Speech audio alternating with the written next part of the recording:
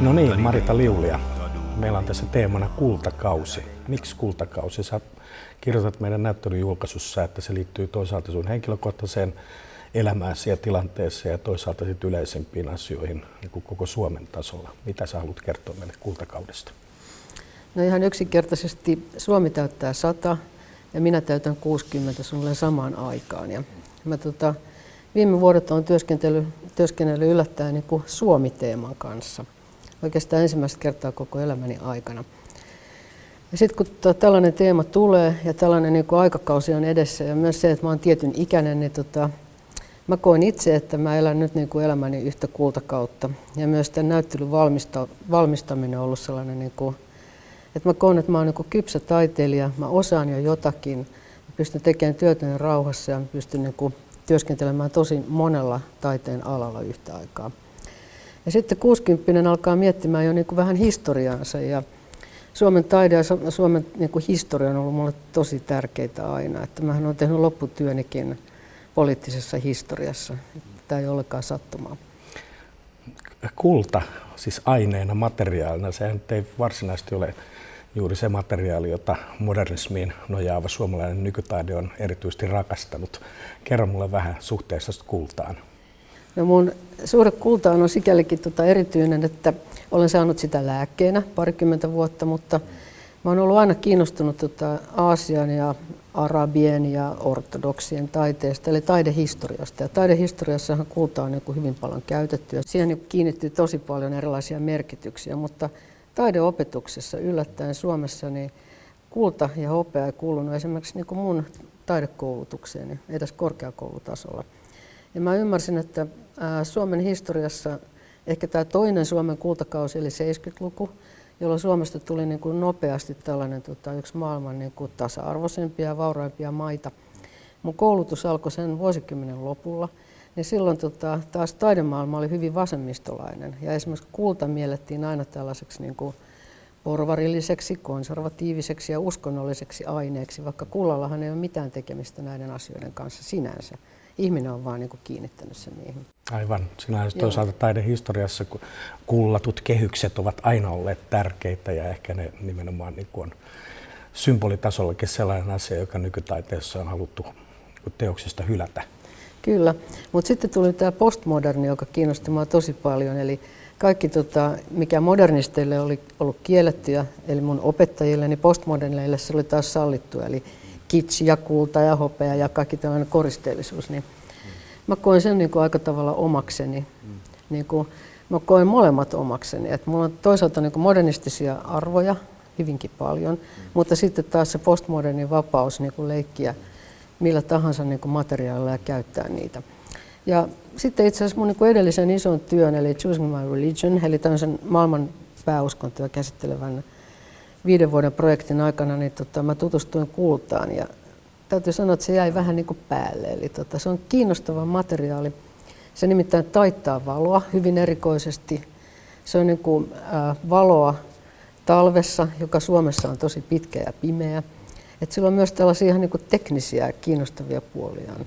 Ja sitten tabu kiinnostaa aina taiteilijaa. Ilman muuta. Kultakausi viittaa myös menneisiin kultakausiin, kun me ollaan täällä Serlakkiuksen taidemuseossa, niin se yhdistyy helposti tietysti tähän Suomen taiteen kultakauteen. Ja itse asiassa tässä näyttelyssä myös vähän leikittelet näillä vanhoilla taiteilla tai näiden vanhojen taiteilijoiden kanssa, tuot omien teostesi rinnalle meidän museon kokoelmista ja eräistä muista kokoelmista klassikkotaiteilijoita. Miksi näin? No tietenkin, kun tämä kultakausi-teema alkoi mulle hahmottua, mä palasin myös näihin mun niin kuin vanhoihin suosikkeihin, eli Axel Gallen-Kallelan tiettyihin teoksiin, Helen Scherfbeckin tiettyihin teoksiin, Magnus Enkelin. Ja sitten mä huomasin, että aika monen alla oli tieto, että nämä löytyy Serlachiuksen kokoelmasta, niin sen jälkeen mä halusin tutustua niin kuin tähän kokoelmaan. Eli tutkin myös sen läpi ja valikoin sieltä teoksia, jotka on niin kuin itse asiassa ne aivan luonnollisesti on niin kuin vuoropuhelussa mun omien teokseni kanssa. Mutta mä en toiminut niin, että olisin tehnyt näistä teoksista niin kuin omia versioita, niin mun teokset oli jo syntyneet aikaisemmin. Ja ehkä mielenkiintoisimpia yhdistelmiä on Ad Astra-taulu, joka on ollut mulle tosi niin kuin tärkeä henkilökohtaisesti. Ja myös Kallen Kallelalle henkilökohtaisesti hyvin tärkeä. Hän matkusti aina tämän taulun kanssa. Se oli niin kuin ikään kuin tämmöinen kotialttari. Niin mun oma teos Ad Astra syntyi sillä tavalla, että nuori tyttö seisoi itse asiassa pallomuoveilla pomppi maalauksen edessä. Ja mä vaan sanoin hänelle, että hei, pysähdy siihen, juoksin hakeen kamerat ja otin kuvan. Ja sitten myöhemmin me tämän tytön kanssa yhdessä katsottiin Kallen Kallelan Ad Astra ja todettiin, että vau.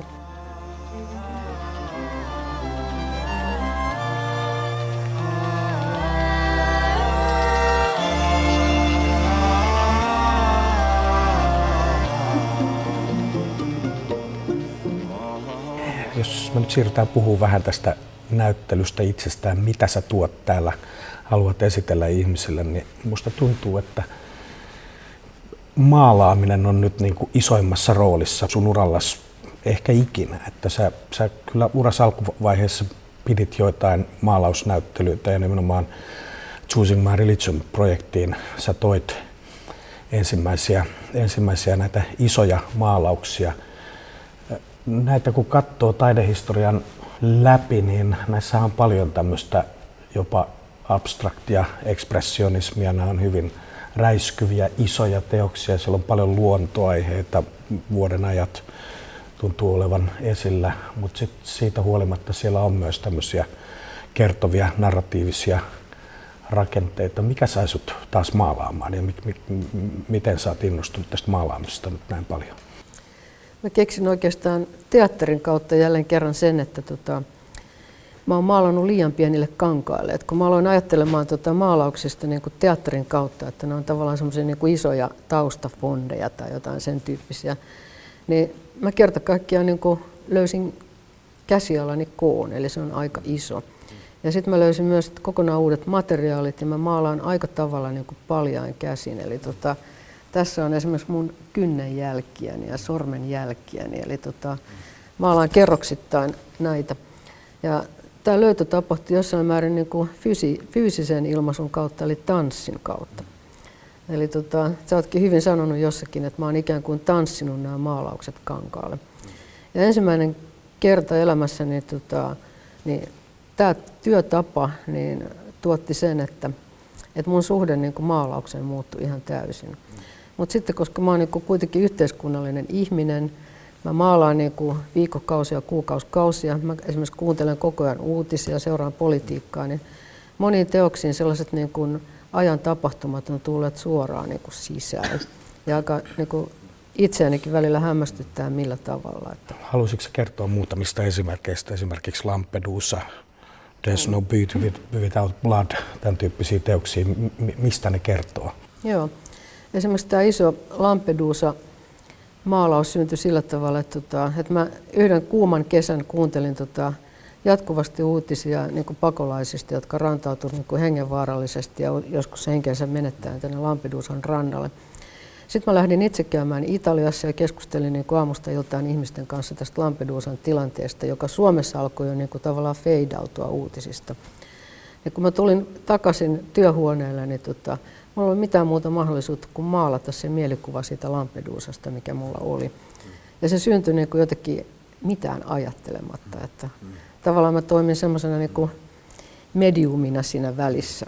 Ja monet muut teokset on syntyneet samalla tavalla, että mä kuuntelen uutisia ja sitten vaan se tapahtuu. Pariisin pommi-iskut esimerkiksi löysi tiensä sun taiteeseen. Kyllä, että pari teosta on syntynyt niinkin jännittävästi, että mä oon pitkään maalannut jotain maalausta ja esimerkiksi tällainen There is no beauty without blood, eli ei ole kauneutta ilman verta -niminen maalaus syntyi tällä tavalla. Että mä olin maalannut sellaista tosi värikästä isoa työtä pitkään ja mä olin niin kuin, katselin sitä yhtenä iltana ja mietin, että tästä puuttuu niin kuin se rikos, se niin kuin särmä, joka maalaukseen tarvitaan, joka taideteokseen tarvitaan, koska kauneus ilman särmää ei ole kauneutta. Ja sitten mä sekoitin sellaisen niin kuin kuivuneen verenvärisen maalin ja rätkäsin sen siihen kankaalle niin kuin yhdellä sellaisella niin kuin raivosella vedolla. Sitten mä olin tosi tyytyväinen siihen ja mulla oli tullut sitä maalatessa mieleen sellainen kummallinen lause, juuri tämä there is no blood, there is no beauty without blood. Mä kirjoitin sen saman tien sen maalauksen syrjään, että mä en unohtaisi sitä. Sitten mä lähdin tyytyväisenä ajelemaan kotiin, laitoin radion auki ja heti tuli uutisia niin kuin Bataclanin pommista. Ja Pariisi ja Bataclan on mulle hirveän tuttuja. Mun ystävä asuu samassa talossa. Mä olin ihan järkyttynyt. Mä katsoin kelloa, niin mä olin räiskässyt sen mielettömän niin kuin veren siihen työhön täsmälleen samalla hetkellä, kun se Bataclanin pommi räjähti. Joskus taas nämä sun teokset saattaa syntyä hyvin arkisista asioista, vaikka siitä, että teille tulee orava kotiin. Kyllä, joo. Että ne on niin kuin erilaisia, eritasoisia draamoja. Mutta taiteilija ei elä kuplassa, vaan taiteilija elää niin kuin koko ajan niin kuin yhteiskunnassa toisten ihmisten kanssa. Ja tämä yhteisöllisyys on myös niin kuin tämän kultakauden yksi niin kuin keskeinen teema. Mulla on ollut pitkään mielessä tämä, että mä haluaisin kuvata niin kuin suomalaisia niin kuin nykypäivänä. Ja silloin siihen tuli heti niin kuin ajatus siitä, että mä haluaisin kuvata sekä kantasuomalaisia 0–100 vuoteen, mutta sitten myös näitä niin kuin uussuomalaisia, joita on niin kuin koko ajan enemmän ja enemmän. Ja ne tuo Suomeen mun mielestä niin kuin tosi paljon kiinnostavaa ja positiivista. Niin aloitin sitten tällaisen niin kuin ison muotokuvaprojektin. Ja muotokuvan kuvaaminenhan lähti aina niin kuin keskustelusta. Eli mun mallit valikoituu yksinkertaisesti sillä tavalla, että mä poimin, hei, tuut sä mun malliksi? Ja jotkut sanoo ei, jotkut sanoo joo. Eli ne on itse asiassa niin kuin mun perhettä, ystäviä, sitten niin kuin elämään tuulahtaneita ihmisiä. Että mun ei oikeastaan tarvitse paljonkaan tehdä töitä sen eteen, että ketkä tulee malleiksi. Ja mulla ei juurikaan ole sellaisia malleja, joita mä en niin kuin hyvin tuntisi. Mutta myös hyvin niin kuin, tällaisten niin kuin tuttujen ihmisten kanssa on mielenkiintoista joutua siihen niin kuin mustan pöydän ääreen ja pysähtyä siihen hetkeen miettimään, että niin kuin mikä elämässä on ollut oikeasti niin kuin tärkeää ja mikä hetki on ollut tärkeä. Ja malleista mun pitää vielä kertoa, että yksi ehkä niin kuin näyttelyn tärkeimpiä malleja on ollut sitten tällainen vuonna 2017 10 vuotta täyttävä Vilma, joka edustaa mulle tietyllä tavalla tulevaisuutta ja myös sitä, miten niin kuin ihminen lähtee, tai nuori ihminen, lapsi lähtee kulkemaan kohti taiteen taikamaailmaa. Hän on esiintynyt elokuvassa niin kuin tärkeässä roolissa 6-vuotiaana. Ja sitten mä oon tehnyt nyt yhden kokonaisen videon, näyttelyyn tulevan Vilma-videon, johon Kimmo Pohjonen sävelsi upean musiikin. Ja Vilma esiintyy monissa näissä muotokuvissa. Osa näistä muotokuvista onkin yllättäen videotekniikalla tehty. Ne elää, mutta mä näen ne kuitenkin jotenkin sen niin kuin hyvin paikallaan olevina muotokuvina. Kyllä.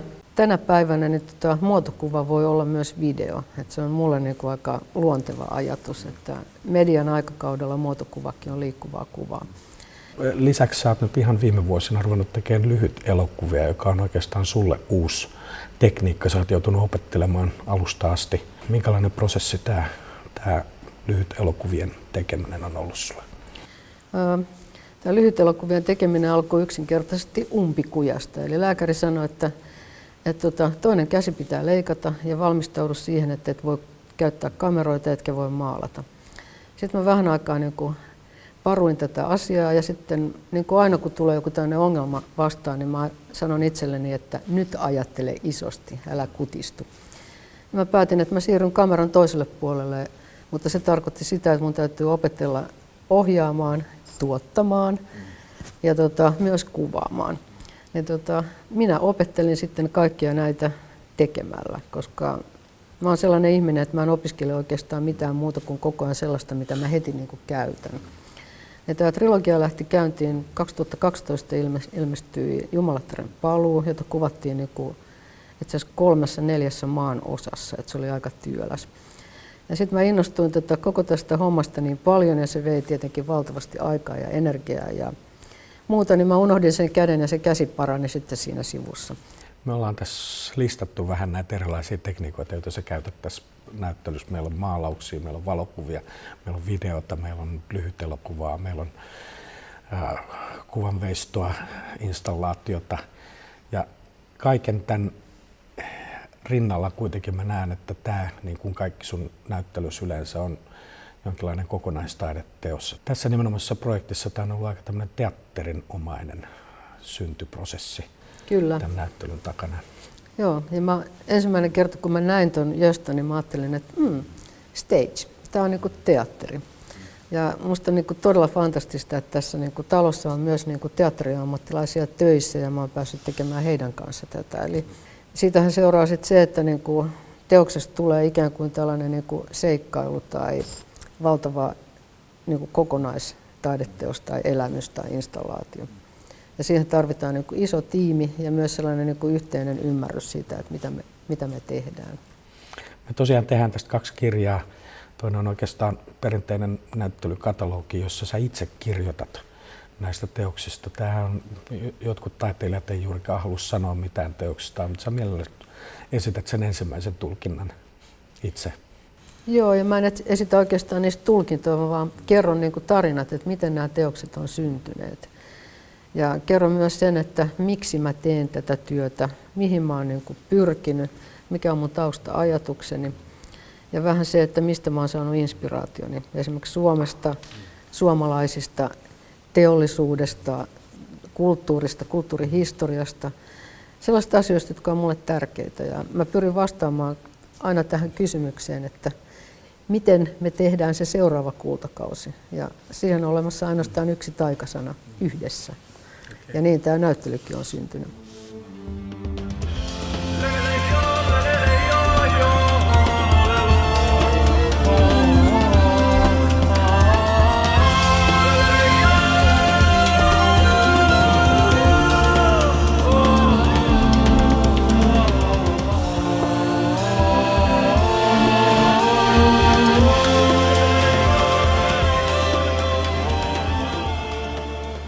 Tämä näyttely on äärimmäisen esteettinen. Tämä on hyvin kaunis. Miten sä uskallat tehdä jotain näin kaunista? Etkö sä pelkää pinttyneiden modernistien haukankatsetta? Mä en ole suoraan sanoen koskaan pelännyt modernistien haukankatsetta sen takia, että modernistit oli mun opettajia. Musta on niin itsessänikin hiukka modernismia. Eli mä arvostan tosi monia taiteen suuntauksia ja ajattelutapoja. Ja näen, että kaikissa niistä on jotain hyvää, mutta taiteilijana mun tehtävä on luoda kokonaan oma maailmani. Ja mun maailma on tällainen. Ja kukaan muu taas ei pysty luomaan sitä. Ja mä koen myös, että mä pystyn palvelemaan yhteisöä kaikkein parhaiten toimimalla taiteilijana. Ja sitten katsojat, yleisö voivat arvioida sitä, että mitä he tästä saavat. Ja kaikkia ei voi koskaan tyydyttää, mutta mä toivon, että näin monimuotoinen näyttely ilahduttaa kuitenkin hyvin erilaisia katsojia. Ja lopulta sen kauneuden takaa löytyy paljon rosoa. Joo, ei ole kauneutta ilman särmää.